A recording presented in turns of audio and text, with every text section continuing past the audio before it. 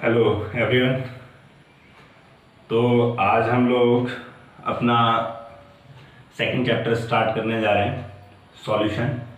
पहला चैप्टर हमने फिनिश कर लिया था, सॉलिड स्टेट। तो आज जो हमारा नेक्स्ट चैप्टर है वो है सॉल्यूशन। तो स्टार्ट हम यहाँ पे सॉल्यूशन की डेफिनेशन से ही करते हैं कि सॉल्यूशन क्या होता है। तो हम बोलते हैं कि homogeneous mixture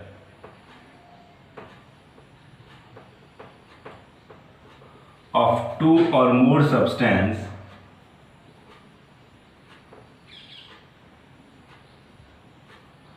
is called solution. यहां पे खास बात, सब्सटेंस को हम कंपोनेंट भी बोल सकते हैं। तो यानी आप कह सकते हो कि होमोजीनियस मिक्सचर ऑफ टू और मोर कंपोनेंट इज कॉल्ड सॉल्यूशन। अब क्वेश्चन उठता है कि होमोजीनियस मिक्सचर क्या होता है। तो होमोजीनियस मिक्सचर की खास बात यह होती है कि जब आप इसमें सब्सटेंस को मिलाते हैं तो वहां पे जो मिक्सचर का कंपोजिशन होता है वो यूनिफॉर्म होना चाहिए। कहने का मतलब यह है, जैसे इसको एक एग्जांपल से समझते हैं कि आपने मान लीजिए चीनी को पानी के अंदर मिलाया। तो आपको पता है कि जैसे ही हम चीनी को पानी में मिलाते हैं तो पानी के अंदर मिठास आ जाती है, मीठा होता है। अब आप उसको अगर टेस्ट करोगे, चाहे आप एक बार टेस्ट करो चाहे दो बार टेस्ट करो, आपको हर बार जो मिठास होगी वो एक जैसी लगेगी। ऐसा नहीं होगा कि कभी आपको मिठास ज़्यादा लग रही है या कभी मिठास कम लग रही है। कहने का मेरा मतलब ये है कि जब आप चीनी को वाटर के अंदर डिजोल्व कर रहे हैं तो चीनी वाटर के अंदर यूनिफॉर्मली डिस्ट्रीब्यूट हो जाती है, हर जगह इक्वल अमाउंट में डिस्ट्रीब्यूट हो जाती है।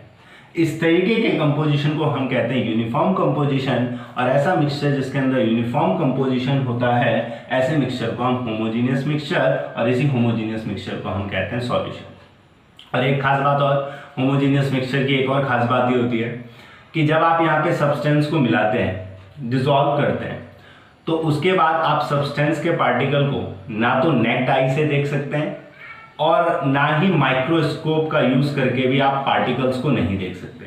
फॉर एग्जांपल, जैसे आप शुगर को अगर वाटर के अंदर मिलाएंगे तो जो शुगर के पार्टिकल होते हैं वो पानी में गायब हो जाते हैं। उसके बाद शुगर के पार्टिकल ना तो हमें नेक्ड आई से दिखाई देते हैं और ना ही हम माइक्रोस्कोप का यूज करके उन पार्टिकल्स को देख सकते हैं।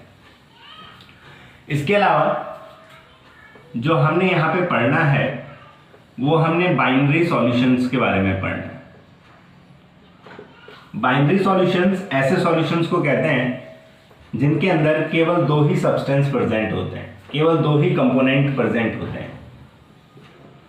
उसमें से एक कंपोनेंट को हम बोलते हैं बेटा सॉल्यूट, जबकि दूसरे कंपोनेंट को हम बोलते हैं सॉल्वेंट।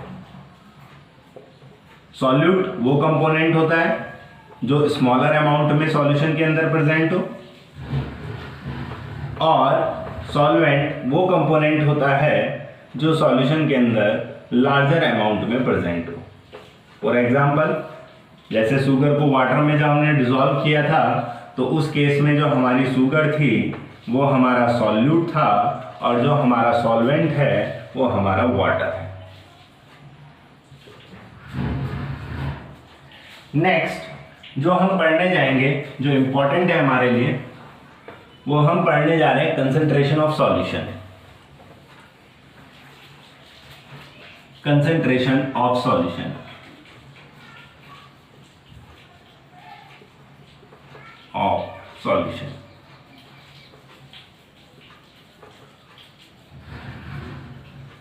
तो बेटा जब भी हम कंसंट्रेशन की बात करते हैं तो जैसे कि हमने पढ़ा कि सॉल्यूशन के अंदर दो कंपोनेंट हैं, एक कंपोनेंट सॉल्यूट और एक कंपोनेंट सॉल्वेंट। तो जब भी हम कंसंट्रेशन की बात करने जाएंगे तो कंसंट्रेशन हमेशा रिप्रेजेंट करती है अमाउंट ऑफ सॉल्यूट को।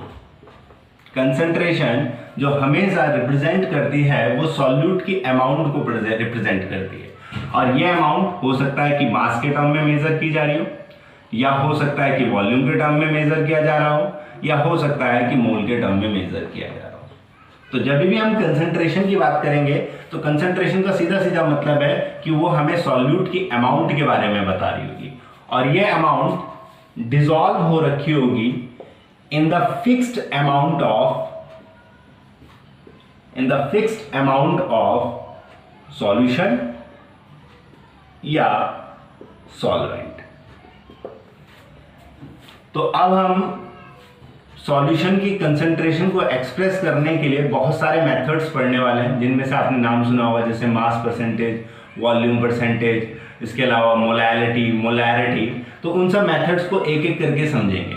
बट आप सब मेथड्स में एक ही चीज कॉमन पाओगे कि वहां पे जो भी मेथड्स आप यूज कर रहे हैं वो हमेशा सॉल्यूट के अमाउंट के बारे में बता रहे होंगे, और वो सॉल्यूट की अमाउंट डिसॉल्व हो रखी होगी या तो सॉल्यूशन के फिक्स्ड अमाउंट के अंदर या फिर सॉल्वेंट के फिक्स्ड अमाउंट के अंदर। तो एक एक करके इन मेथड्स को जरा देखते हुए चलते हैं। तो नेक्स्ट जो हम पढ़ रहे हैं, different method to express concentration of solution। तो एक एक करके सारे मेथड्स को पढ़ते हुए चलेंगे, जिसमें से सबसे पहला मेथड है हमारे पास ग्राम पर लीटर कंसंट्रेशन। इसको हम स्ट्रेंथ भी बोलते हैं। तो सबसे पहले मैं इसको डिफाइन कर लेता हूं, इसकी डेफिनेशन लिख लेता हूं, फिर जरा इसको समझते हैं। तो हम कहते हैं it is the mass of solute in gram which present in 1 liter of solution। कहने का क्या मतलब है, जरा समझिए। कहने का मतलब यह है कि मान लीजिए आपके पास कोई सॉल्यूट है और आपने सॉल्यूट के 10 ग्राम को सॉल्यूशन के 1 लीटर के अंदर डिसॉल्व करा हुआ है। आपके पास 10 ग्राम सॉल्यूट है और उस 10 ग्राम सॉल्यूट को आपने सॉल्यूशन के 1 लीटर के अंदर डिसॉल्व किया है, तो उस केस में मैं कहूंगा कि इसकी जो स्ट्रेंथ होगी वो होगी 10 ग्राम पर लीटर। कहने का मतलब यह है कि सॉल्यूशन के 1 लीटर के अंदर सॉल्यूट की जितना भी मास डिसॉल्व होता है इन ग्राम, उसको ही हम ग्राम पर लीटर कंसंट्रेशन या फिर स्ट्रेंथ बोलते हैं। अच्छा, एक चीज और खास बात देखें कि कंसंट्रेशन को एक्सप्रेस करने का जो ये मेथड है, इसमें भी ध्यान से देखेंगे तो देखो मास ऑफ सॉल्यूट की बात करी, अमाउंट ऑफ सॉल्यूट की बात करी, जो कि मास में हम मेजर कर रहे हैं, और वो किसके अंदर डिसॉल्व हो रखा है, fixed amount of solution, fixed amount of solution. और फिक्स्ड अमाउंट कितनी है, 1 लीटर है। इसका जो फॉर्मूला होता है स्ट्रेंथ का, स्ट्रेंथ इज इक्वल टू होता है मास ऑफ सॉल्यूट, जो कि हम ग्राम में मेजर कर रहे हैं, and divided by volume of solution, जिसको हम लीटर में मेजर कर रहे हैं। यूनिट हो जाएगी, न्यूमरेटर की यूनिट है ग्राम, डिनोमिनेटर की यूनिट है लीटर, इसलिए स्ट्रेंथ की यूनिट हो जाएगी ग्राम पर लीटर। इस पे एक छोटा सा क्वेश्चन कर लेते हैं। क्वेश्चन कुछ इस तरीके से है, what do you understand by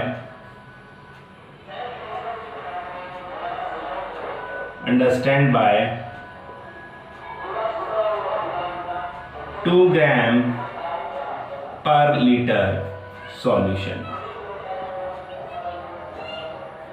answer, आपके पास क्वेश्चन कुछ इस तरीके से है कि आपको एक सॉल्यूशन दिया गया है और उस सॉल्यूशन की स्ट्रेंथ गिवन है। तो आपसे पूछा गया है कि आप इससे क्या समझते हो बेटा। तो सबसे पहले जब भी आपको स्ट्रेंथ गिवन हो तो दिमाग में बैठा लीजिए कि जो सॉल्यूशन का वॉल्यूम है वो आपने 1 लीटर लेना है। सॉल्यूशन का जो वॉल्यूम है वो 1 लीटर लेना है। तो अब इस केस में क्या होगा कि अगर आप स्ट्रेंथ का फॉर्मूला लगाएंगे तो सॉल्यूशन का जो वॉल्यूम है वो आपने 1 लीटर लेना है। तो इस केस में अगर आप फॉर्मूला लगाएंगे strength is equal to mass of solute divided by volume of solution. तो स्ट्रेंथ आपको 2 ग्राम पर लीटर गिवन है, मास ऐसे रखते हैं, मास ऑफ सॉल्यूट को इसी तरीके से रखते हैं, divided by volume of solution आपने हमेशा कितना लेना है, 1 लीटर लेना है। तो यानी कि यहाँ पे हमारे पास मास ऑफ सॉल्यूट आ गया 2 ग्राम। तो कहने का मेरा मतलब यह है कि जब भी आपको स्ट्रेंथ गिवन होगी तो उस केस में आप सॉल्यूशन का वॉल्यूम हमेशा 1 लीटर लोगे और जो सॉल्यूट का मास आएगा वो हमेशा यहाँ पे जो न्यूमेरिकल वैल्यू दी है वो आएगी। मतलब अगर 2 ग्राम पर लीटर दिया है तो सॉल्यूट का जो मास होगा वो 2 ग्राम होगा। अगर आपको 5 ग्राम पर लीटर दिया है तो सॉल्यूट का जो मास होगा वो 5 ग्राम होगा। तो यानी आप इस केस में लिख सकते हो कि it means 2 gram of solute dissolve in 1 liter of solution। तो ये था हमारा पहला मेथड कंसंट्रेशन को एक्सप्रेस करने का, ग्राम पर लीटर कंसंट्रेशन, जिसको हमने स्ट्रेंथ भी बोला था।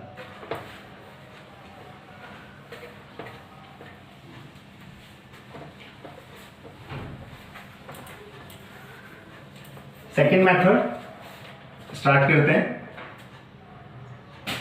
Molarity,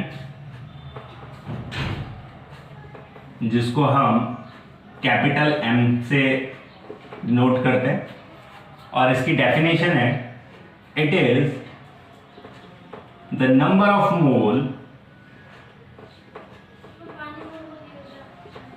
of solute which present in 1 liter of solution।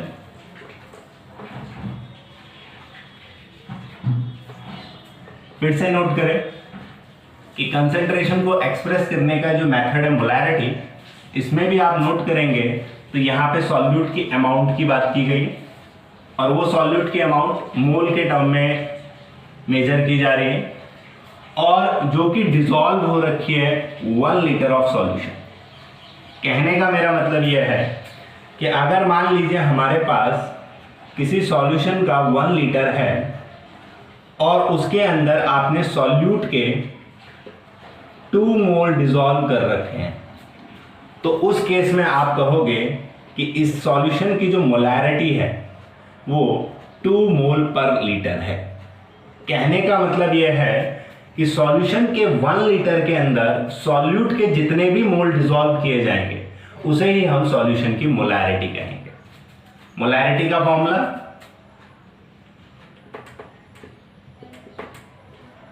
Capital M is equal to number of moles of solute, जिसको हम N से डिनोट करते हैं, and divided by volume of solution in liter, जिसको हम V से डिनोट करते हैं। यानी M इज इक्वल टू हो जाएगा हमारे पास N अपॉन V। यूनिट की बात करें तो जो हमारा न्यूमेरेटर है उसकी यूनिट होती है मोल और जो हमारा डिनोमिनेटर है वॉल्यूम उसकी यूनिट है लीटर। तो इसलिए मोलैरिटी की जो यूनिट हो जाएगी वो हो जाएगी मोल पर लीटर। इस पे भी एक क्वेश्चन कर लेते हैं। क्वेश्चन कुछ इस तरीके से है, what do you understand by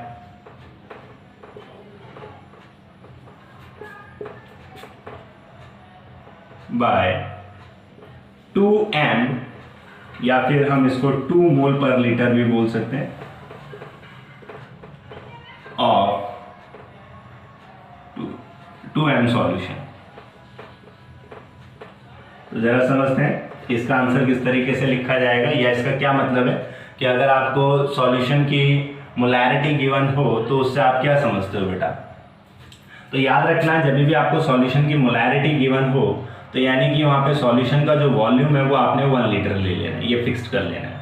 अगर आपको मोलैरिटी गिवन है तो इसका मतलब सॉल्यूशन का जो वॉल्यूम है वो आपके लिए 1 लीटर हो जाएगा।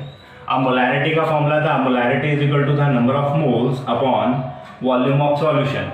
तो मोलैरिटी गिवन है यहाँ पे बेटा 2, नंबर ऑफ मोल्स को ऐसे रख लेते हैं डिवाइडेड बाय 1, तो यानी n इज इक्वल टू हमारे पास आ जाएगा 2 मोल।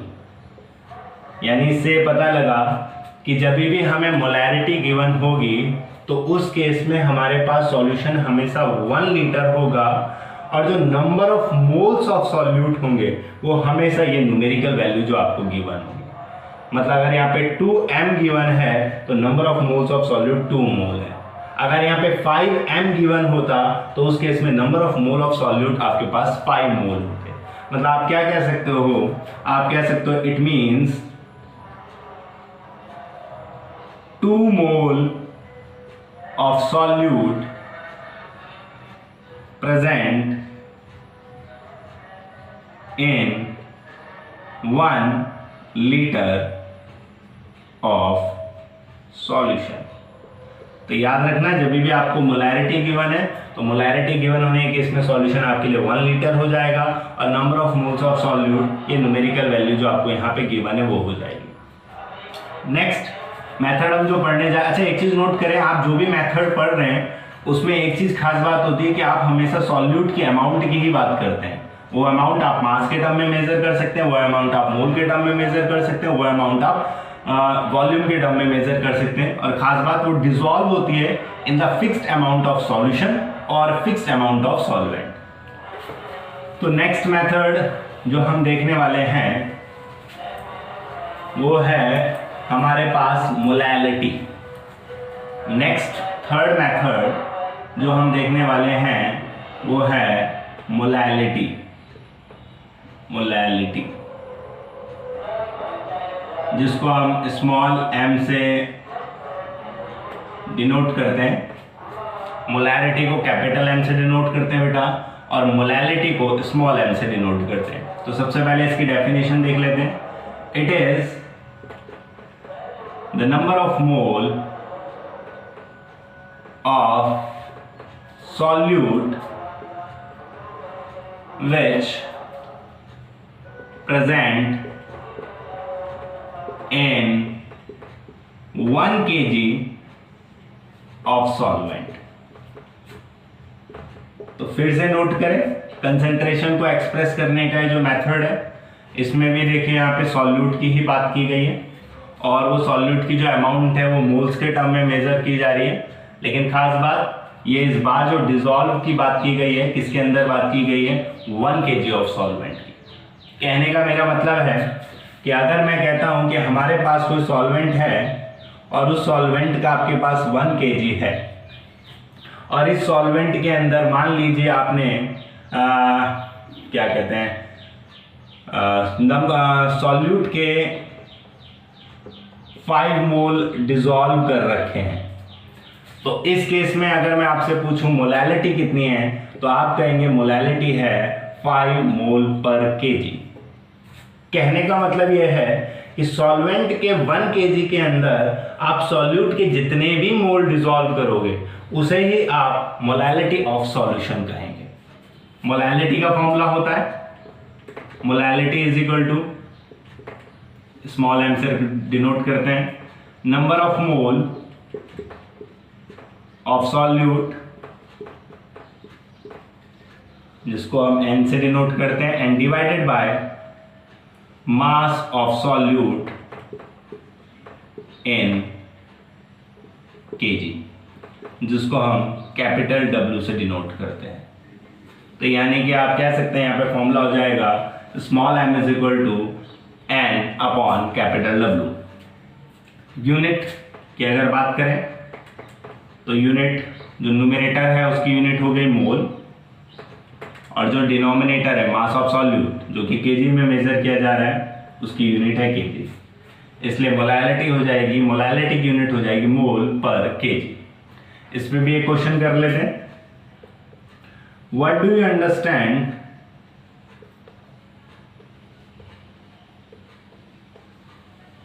by 2m, इसको हम 2 मोल पर केजी भी कह सकते हैं सॉल्यूशन। तो अब मैं जरा सीधा सीधा लिख लेता हूं कि किस तरीके से आंसर लिखा जाएगा। देखो बेटा, जब भी आपको मोलैलिटी गिवन है तो उस केस में आपने हमेशा सॉल्वेंट 1 kg ले लेना है। जब भी मोलैलिटी गिवन है तो सॉल्वेंट आपके लिए 1 kg हो जाएगा फिक्स्ड। इसके बाद आप फॉर्मूला अप्लाई कर लीजिए, molality is equal to number of mole upon mass of solvent in KG. तो मोलैलिटी गिवन है बेटा 2, नंबर ऑफ मोल ऐसे ही रहेगा, W की जगह पे आ जाएगा 1, तो N इज इक्वल टू आपके पास आ जाएगा 2 मोल। यानी इससे हमें क्या पता लगा कि जब भी आपको मोलैलिटी गिवन है तो आप सॉल्वेंट तो 1 kg ले लोगे और जो number of mole of solute निकलेगा वो हमेशा ये गिवन न्यूमेरिकल वैल्यू होगी। मतलब अगर यहाँ 2 मोल पर केजी दिया है तो इसका मतलब नंबर ऑफ मोल्स जो हो जाएंगे वो 2 मोल हो जाएंगे। अगर यहाँ पे 5m लिखा होता तो यानी आपके पास जो नंबर ऑफ मोल्स हो जाते हैं वो 5 मोल हो जाते हैं। यानी इस केस में आप क्या लिखोगे, it means 2 mole of solute dissolve in 1 kg of solvent। तो ये था हमारा नेक्स्ट मेथड मोलैलिटी। 3 मेथड आज हम कर चुके हैं। अब जरा एक छोटा सा क्वेश्चन समझा देता हूं आप लोगों को जो बड़ा इंपॉर्टेंट है, पूछा जा सकता है बोर्ड में। क्वेश्चन कुछ इस तरीके का है,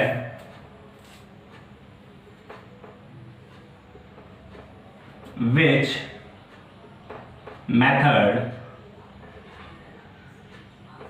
is best to express concentration of solution between molarity and molality। Question कुछ इस तरीके से है कि आपके पास जो 2 मेथड हमने पढ़े मोलैरिटी और मोलैलिटी, इन दोनों में से बेस्ट मेथड कौन सा होगा कंसंट्रेशन को एक्सप्रेस करने के लिए। तो हमारा आंसर होता है कि molality is best method to express concentration. अब बस समझते हैं ऐसा होता क्या है, तो जरा समझे। उसका रीजन क्या है कि अगर हम दोनों के फॉर्मूले की बात करें तो मोलैलिटी इज इक्वल टू था N/W, जबकि मोलैरिटी इज इक्वल टू था हमारे पास N/V। नोट करें दोनों केस में नंबर ऑफ मोल्स आते हैं, बट डिफरेंस कहाँ है, जहाँ डिनोमिनेटर अगर हम देखें तो डिनोमिनेटर में हमारे पास यहाँ पे मास आ रहा है और यहाँ पे वॉल्यूम आ रहा है। तो खास बात, जो वॉल्यूम होता है वो टेम्परेचर डिपेंडेंट होता है, जबकि ये डिपेंड नहीं करता है टेम्परेचर, मास डिपेंड नहीं करता है टेम्परेचर पे। तो उसके कारण होगा क्या कि हमारी जो मोलैरिटी होगी वो भी टेम्परेचर पे डिपेंड करेगी, और अगर ये टेम्परेचर पे डिपेंड करेगी तो इसका सीधा सीधा मतलब है कि जैसे जैसे टेम्परेचर वेरी करेगा सॉल्यूशन की मोलैरिटी भी चेंज करेगी। लेकिन इसके अपोजिट यहाँ पे जो मास है वो टेम्परेचर पे डिपेंड करता नहीं है। टेम्परेचर पे अगर डिपेंड करता नहीं है तो इसका मतलब अगर सॉल्यूशन का टेम्परेचर चेंज हो भी रहा है तो उस केस में भी सॉल्यूशन की जो मोलैरिटी होगी, सॉल्यूशन की जो मोलैलिटी होगी वो चेंज नहीं होगी। इसलिए हम कहते हैं कि मोलैलिटी कंसंट्रेशन को एक्सप्रेस करने का बेस्ट मेथड है।